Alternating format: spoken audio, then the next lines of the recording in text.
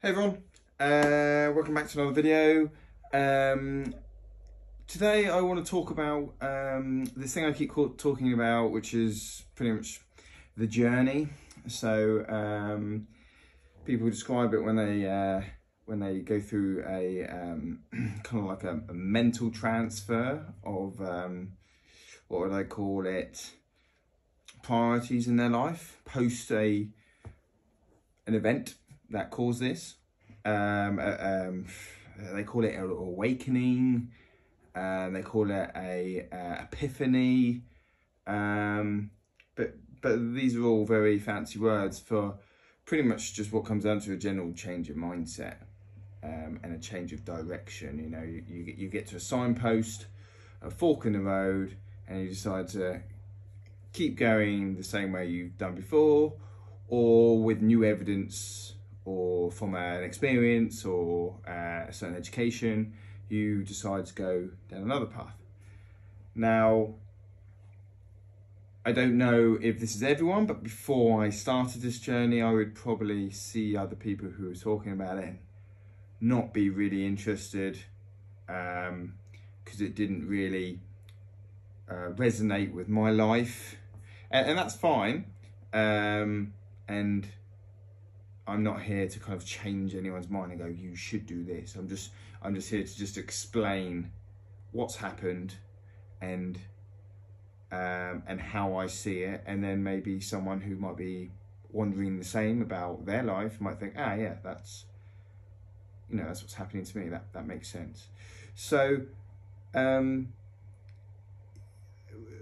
for me, like I said before, this kind of change in perspective really started when I became ill, and I really lost control of what I felt was my body and my mind through a change in hormones due to my thyroid, and a very unstable period of my life where I got into a very, what they would call it, bang bust kind of sequence of events where I really felt like I had some kind of personality disorder, and I was excuse me, dealing with a bit of a bipolar kind of situation, I also got myself through that into a really big kind of rut of depression and negative thinking of the world and my life and where I am in it and what I do, what's my existence, and kind of like a fair heavy input of self-pity as well, and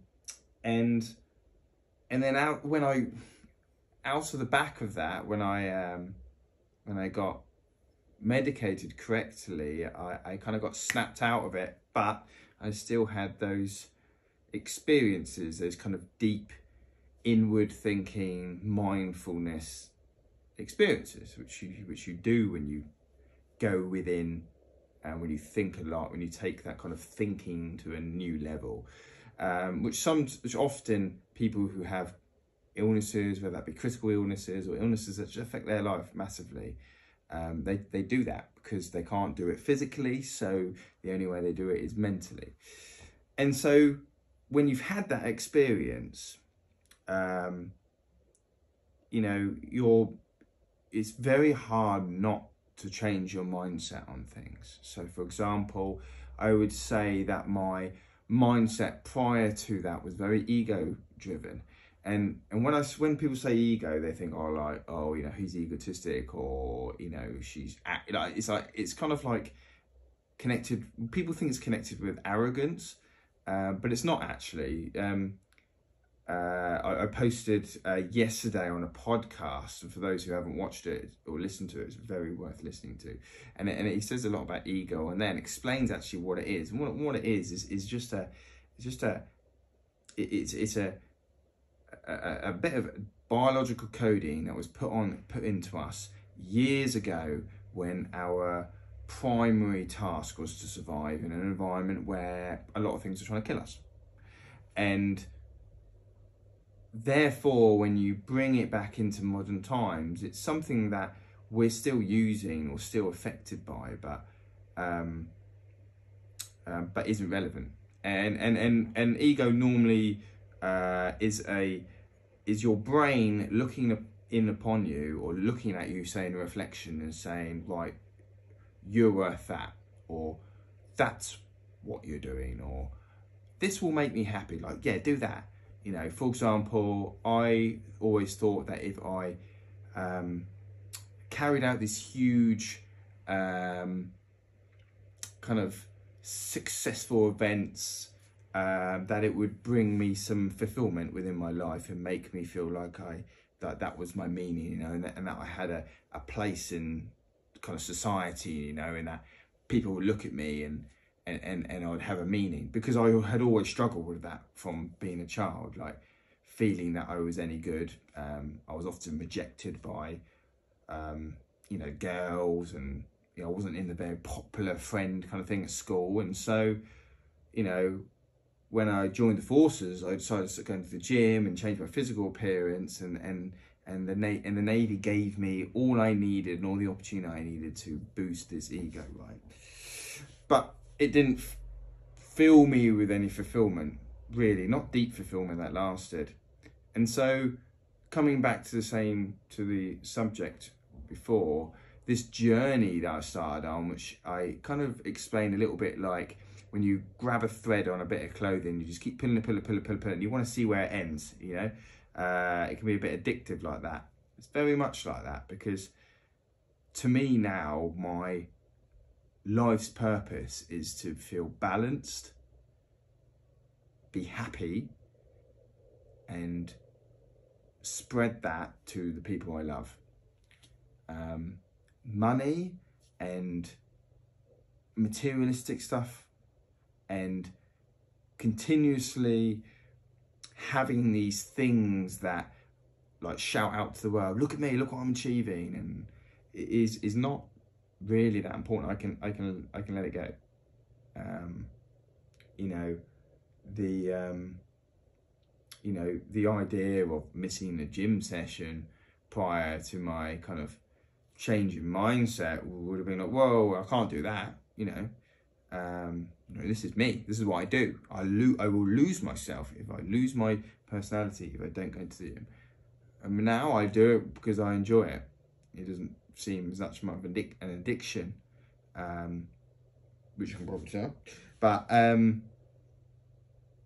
yeah, this journey is just an idea of, you know, where you get a taste of something, and it makes you feel good, and it makes you feel fulfilled, and you start questioning everything that came before, and it's like, without sounding very like mystical, it's like being reborn, and you just start thinking about your past, but you also start thinking about your future and how that affects everything. And I suppose that's what I'm doing. I'm trying to live my best life, and I'm trying to educate myself, and I'm trying to take the blinkers off of what I thought was where I wanted to go, and just kind of widen my vision and learn as much as I possibly can from everyone. Because I believe if you sit down with anyone, you will learn something that you can add to your life and make a positive impact. And then from then you can share it on to other people and make a positive impact. And I found that the most, what would you call it? The most fulfilling thing that I've ever done, you know, including all these achievements and that I've done, is helping other people. When I get a message to say, cheers mate, like, thanks for that, I can really resonate, that is like passing my commando course,